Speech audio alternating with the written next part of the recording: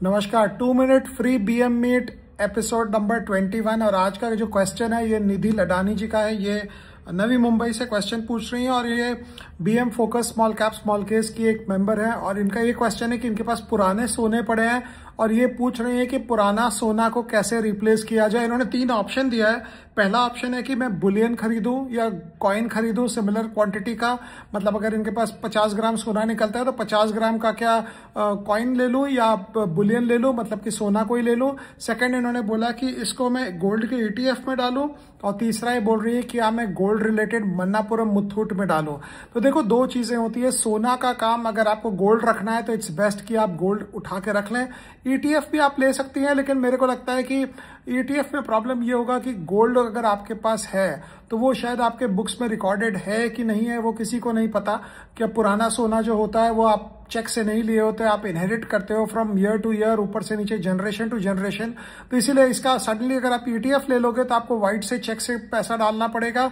तो आपका black money का आप क्या करोगे? बिकॉज ब्लैक है नहीं, एक सर्टेन ग्रामेज होता है इंडियन हाउसवाइफ्स के लिए जो गवर्नमेंट एज्यूम करती है कि आपके पास हो सकता है।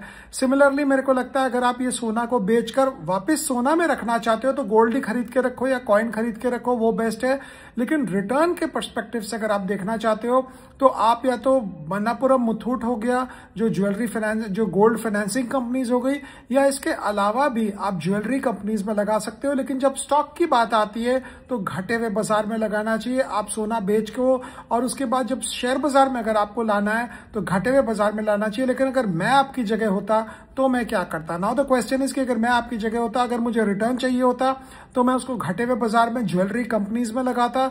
और अगर मुझे ज्वेलरी कंपनीज में नहीं लगाना है और इसी बाजार में मैं समझता हूं कि मेरा गोल्ड का गोल्ड में रहे तो मैं गोल्ड ईटीएफ नहीं लेता, मैं सोना का बुलियन ले लेता या फिर उसका कॉइन लगा के रख लेता। इट्स जस्ट अ क्वेश्चन कि आप उस सोने के साथ करना क्या चाहती हैं।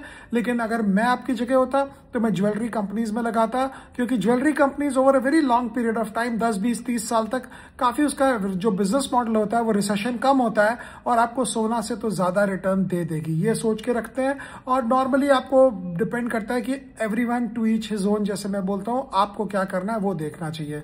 तो यहीं तक रखते हैं। कर फिर मुलाकात होगी आपसे 2 मिनट फ्री बीएम मीट में। तब तक के लिए थैंक यू।